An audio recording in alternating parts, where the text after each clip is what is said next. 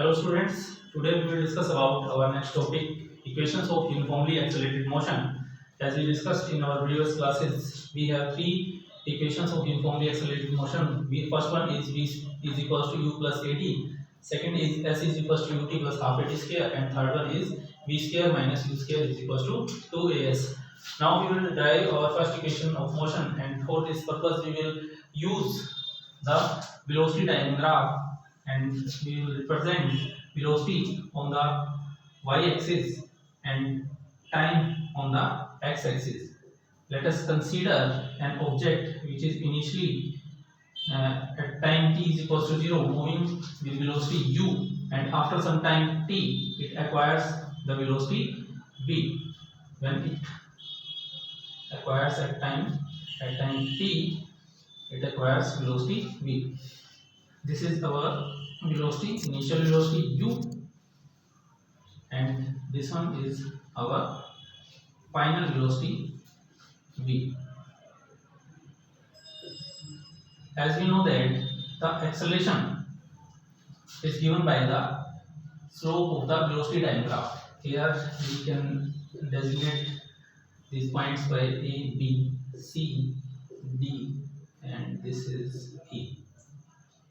Okay, as we know that the acceleration is given by slope of velocity time graph,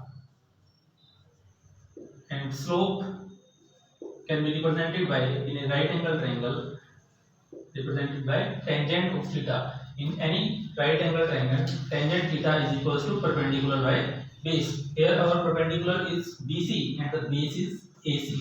So tangent theta is equals to BC divided by AC. Now we will find the value of BC and AC. As we can see from the graph that AC is equals to OD and OD is equals to T. So AC is equals to T. We can write it as acceleration is equals to, in place of AC we write T. And now we will find the value of BC. It is clear from the graph that BD is equal to EO, and EO is equals to V, and from here OA is equals to U. When we subtract U from V, we will have this distance AE, and AE is equals to BC. So BC can be written as V minus U. V minus U. So in place of BC, you will write V minus U. Cross multiply it T with A. We have AT is equals to V minus U. Rearrange the terms. V is equals to U plus AT. This is our first equation of motion. Now we will derive our second equation of motion, that is S is equals to ut plus half of at square. Here S represents the distance travelled by the body. So distance travelled by the body is given by when we find out the area under the curve of a velocity time graph. Here area under the curve is AB is the AB is our curve, and this is the area which we need it. So distance travelled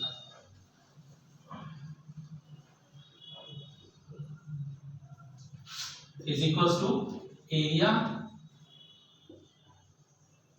under the velocity time graph. So we will represent distance by S, which is equals to area of triangle ABC plus area of rectangle ACDO. Area of rectangle ACDO. So S is equals to, as we know that area of triangle is given by half into base into height. Half into base.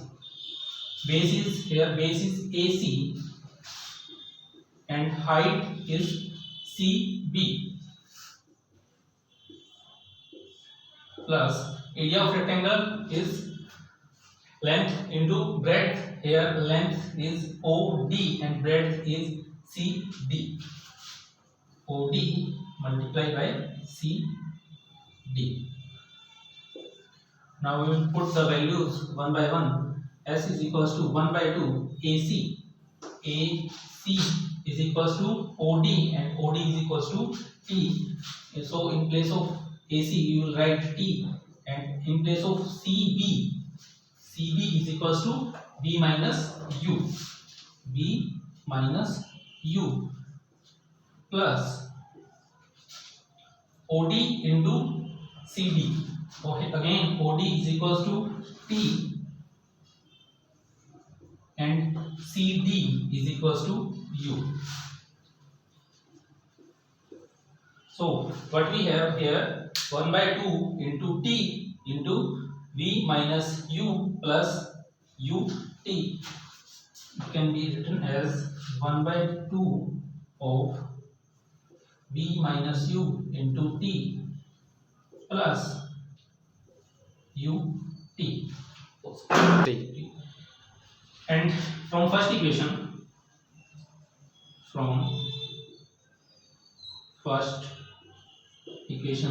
which is V is equals to U plus AT, we can write V minus U is equals to AT. When we put this value in this equation, we have S is equals to 1 by 2. In place of V minus U, we will write AT multiplied by T plus UT, which implies S is equals to UT. We will write first as is this term UT plus 1 by 2 A, and T into T is equals to T square. This is our second equation of uniformly accelerated motion. 3. Now we will derive our third equation of motion. Again, for deriving the third equation of motion, we will use the same concept, distance traveled by the object. And distance traveled by the object again represented by area under the velocity time graph. Distance traveled by the body is represented by S, but in this case we will represent the area under the graph by area of trapezium ABDO. In the second equation of motion, we use the different concept that the area under the curve is represented by area of the triangle ABC and the area of rectangle ACDO. But in this case, we will represent the whole area by the area of a trapezium, and the area of trapezium is area of the trapezium ABDO.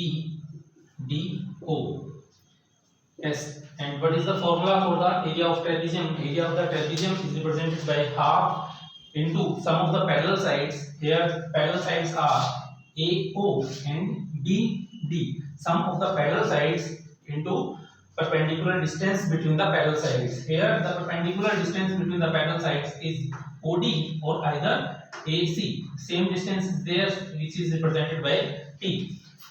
Half into sum of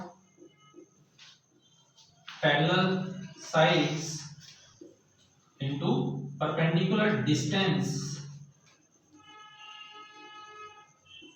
between the parallel sides. This is the area of the trapezium.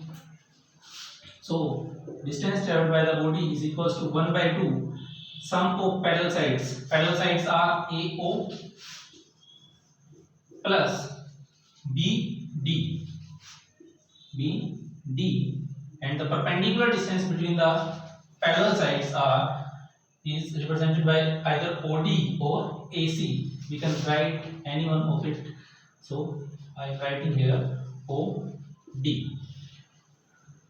Let's put the value one by one. 1 by 2. OA. O to A is equals to U plus BD. B to D is equals to AO. Sorry, EO, and EO is equals to V into OD, and O to D distance is equals to T. Again, from the first equation of motion,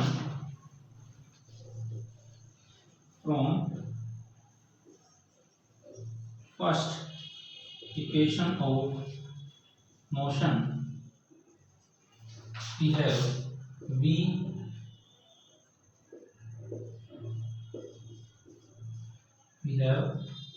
minus U is equals to AT, and which implies T is equals to V minus U divided by A.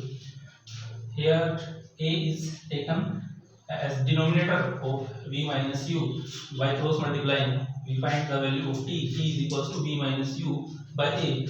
We will put this value of T in the above equation.